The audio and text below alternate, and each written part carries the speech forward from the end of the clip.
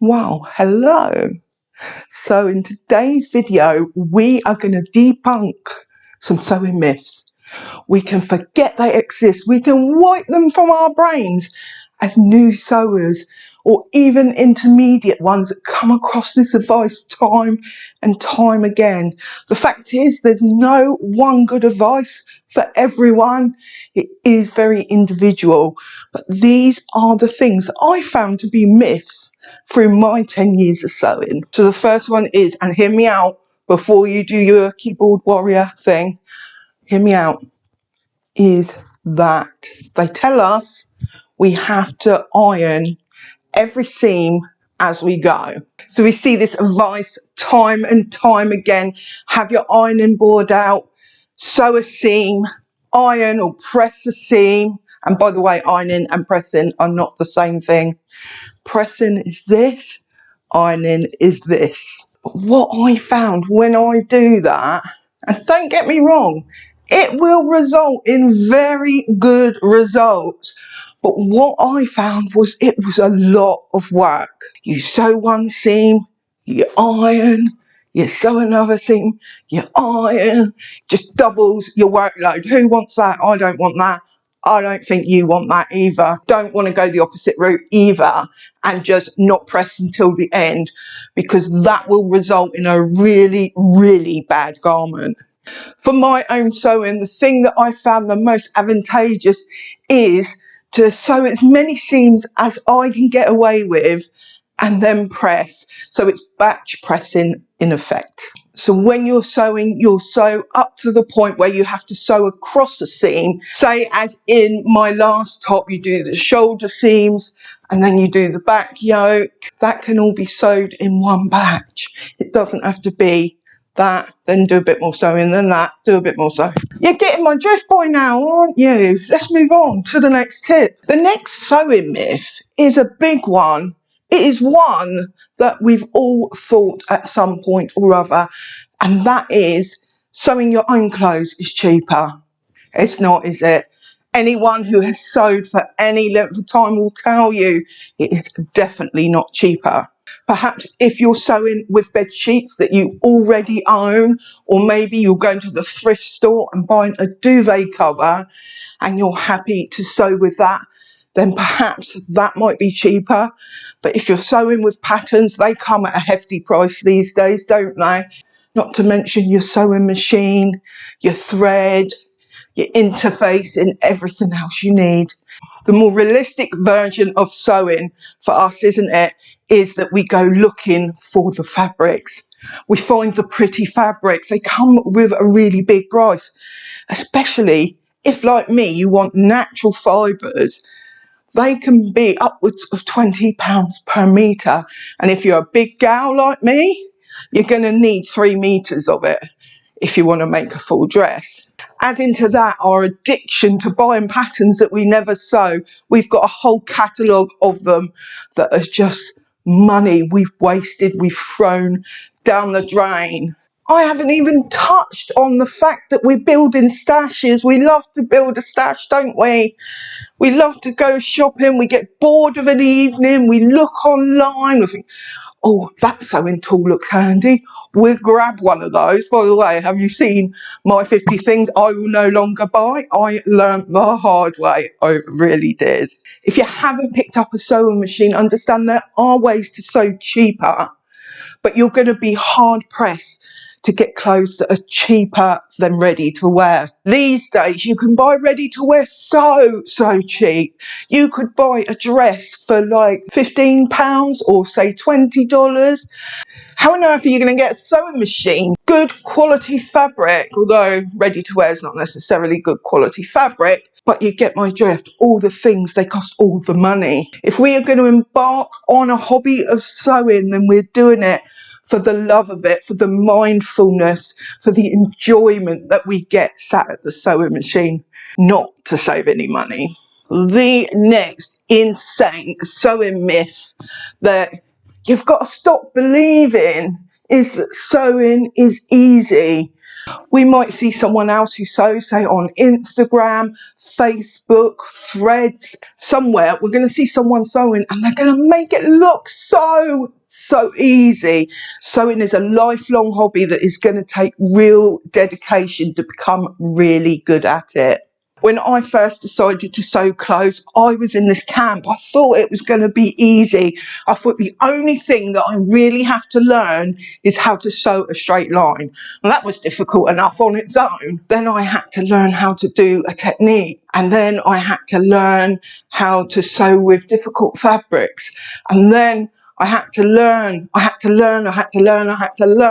more and more. And as I was going on, I was thinking to myself, is this learning ever going to end? Even after 10 years, I am still learning every single day.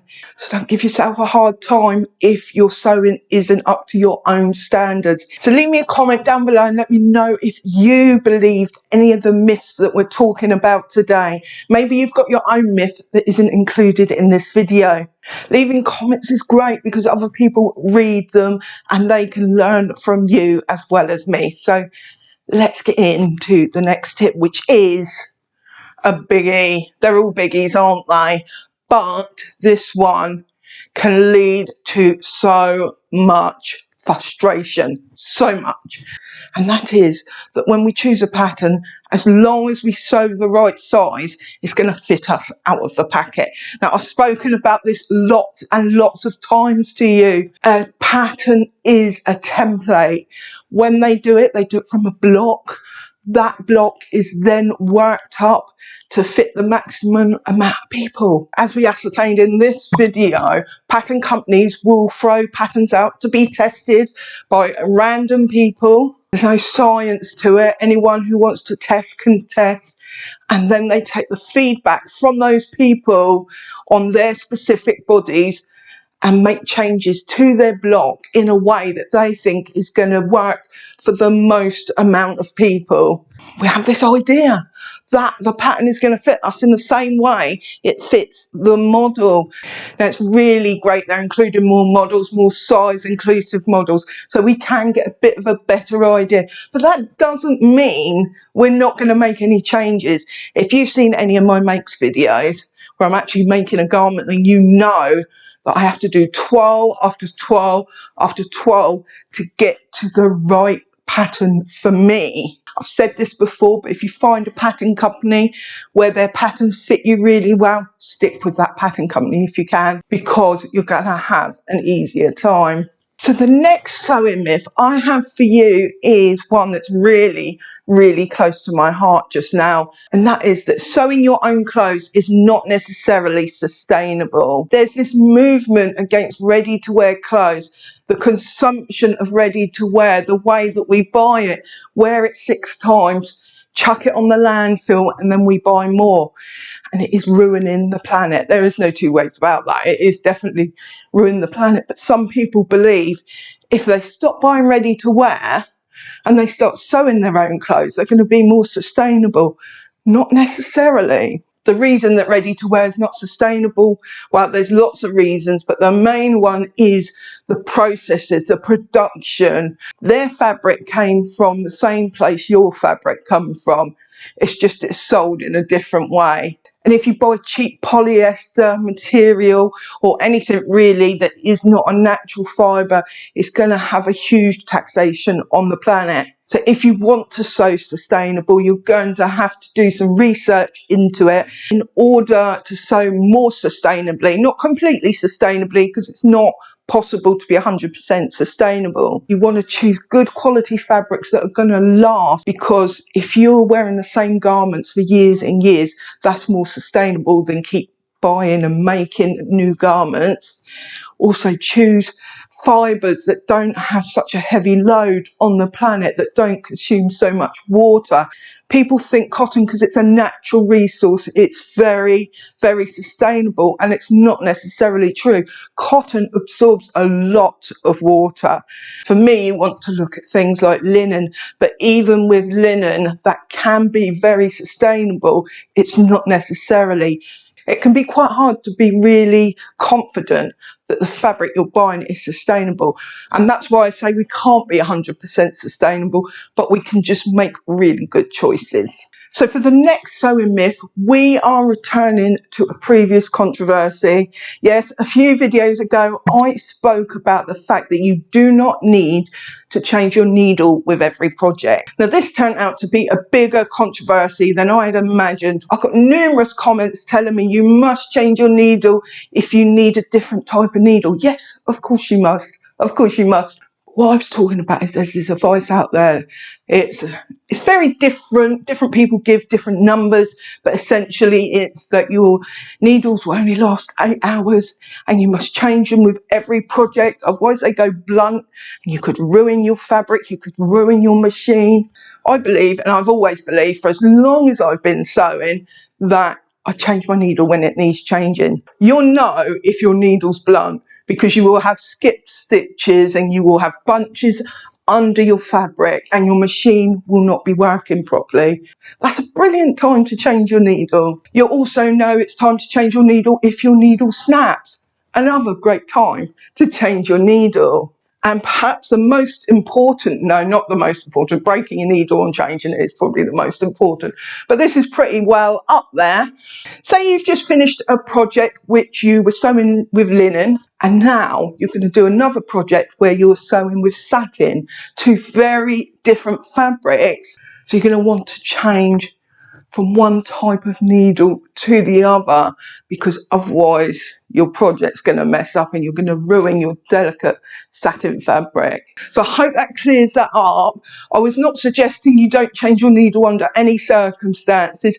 Just if you're doing one project and then you start another project and it's the same type of project and your needle's fine, your sewing's fine, your machine's fine, I personally don't see a need to change it. There are some that believe that it can ruin your sewing machine. That's not the experience that I've had. So I can only talk to you about my own experience. As with all of these myths, you've got to follow what feels right for you and perhaps do your own research as well. I'm just wondering something. Have you hit that subscribe button yet? So the next one is really, really important as well. And I think there is more of a disbelief over this one than I actually knew or understood until I started doing serger videos. And that is, you don't need a serger to sew knits, despite what the internet makes you think. So recently I did a video about sergers and some things that you can learn from sergers, and I got at least 2 comments telling me not everyone can afford a serger. I personally wouldn't have commented on a video talking about something that I couldn't afford. I would keep myself away from that. But I do get the sentiment. It can be a little bit frustrating to see serger videos everywhere when you yourself can't afford them. But the fact is, you don't actually need one. By the way, who here has got their serger out since I did my serger video? Do let me know down below. But what a serger does, if you don't know, is it finishes the edge of your seam. So it's intended for jersey or stretch fabrics, but you can use them on woven as well. I personally like them because they give a really neat finish. I love the finish on them. And not only that, they're really, really quick. But if I didn't have a serger, then I could just sew on my sewing machine. So there's a few things you can do. You need to understand what your machine can do first of all. Have a look at the stitches that it's got. It's going to have some stretch stitches. It's going to have some zigzag stitches. It's going to have your, as someone called it, a Harry Potter stitch. You know, the lightning stitch. They're all stitches you can use to sew stretchy fabric. I do feel you have to be a little bit more careful on your sewing machine sewing with stretchy, because it can, where the presser foot is pressed down and you've only got feed dogs underneath, or one set of feed dogs, your fabric can get stretched out. The good thing on a serger is it's got a differential feed, so you've got 2 feed dogs bringing it through evenly. But there are things you can do. You could buy a walking foot. They're not that expensive. You can buy an off-brand one for about £10 or $10. There's also an attachment you can buy that will cut off the edge of your fabric if that's your jam as well. Or you can just find other ways of finishing your seams. You absolutely do not need a serger. So the next sewing myth I have for you, I'm coming at you with them today, and that is that ready-to-wear clothes is superior to the clothes that we can make. Now, this come up in a comment last week. Someone suggested that ready-to-wear clothes was much better than anything any of us can do, and I could not disagree more. And while I do not want to dismiss the talent, the skill of the workers that work in factories to produce this, they are producing it under really tight guidelines, schedules, all sorts of things. They have to do it within their own quality control. And yes, they do have quality control, and we don't. Just because we don't have an official coming around to look at the clothes we're making, who's a bigger critic of our own work than ourselves? I know for myself, I've spoken about this, about the mistakes we make and going easier on ourselves. And while it may be true, if you're a total beginner, that the ready-to-wear clothes are going to have a better finish and they're going to be structurally better. As you grow in experience, you get to know what you're doing, you develop your skills. I think what you make is going to be far superior. Not only is it a garment that you have specifically created in your mind, you've come up with the creativity for it. You've chosen the fabric, you've chosen the pattern, you've made the adaptations to make the garment exactly what you want, which you cannot buy in a shop no matter what.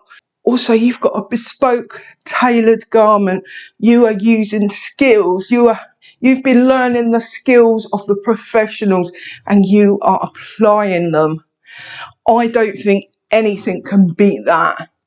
It really, unless you're really bad at sewing, then I don't think anything can beat that. And I personally have not seen a ready-to-wear garment that I think is superior to something that I could make. So the next tip, the next myth that I have for you is that sewing is just for old people. I think there's this reputation of home sewing. When we think of it, we think of your grandmother sat at a sewing machine sewing away because she's retired, she's got nothing better to do, and she enjoys making clothes for everyone. But that's a really archaic image of what sewing is. I think sewing, correct me if I'm wrong, but I think sewing first became really popular during the war, where we started making our own garments. Well, it's very different now. So I personally started sewing when I was about 38. And at the time, I thought I was young to be sewing. But actually, 10 years later, I wish I had, and I certainly wish this a few years ago when I was really getting into it, trying to learn everything, getting a little bit frustrated that it was taking me a long time to learn stuff. I was really wishing that I had started sewing when I was a teenager. I think when I was at school, they did have sewing machines, but they didn't really encourage us to sew because it's for old people. It's not for young people. No, that's not true. And even if it were, lucky old people, that's what I say, which I consider myself one now. Life comes around quickly, doesn't it? If the young are not sewing, then the young are missing out on sewing. That is my personal view. So this video has come to you a little bit late just because I had a problem with my editing on the weekend. My hard drive collapsed, broke, lost everything, photos, documents, the lot, all my videos, lost it all. I've just ordered another one. That's why you've got a video midweek. You will have another one on Sunday, so look out for that. If you like this video, consider purchasing me a coffee because I love to run this channel. It's not cheap and I really, really enjoy interacting with you guys. Check out this video, which was a sewing myths video I did a couple of years ago.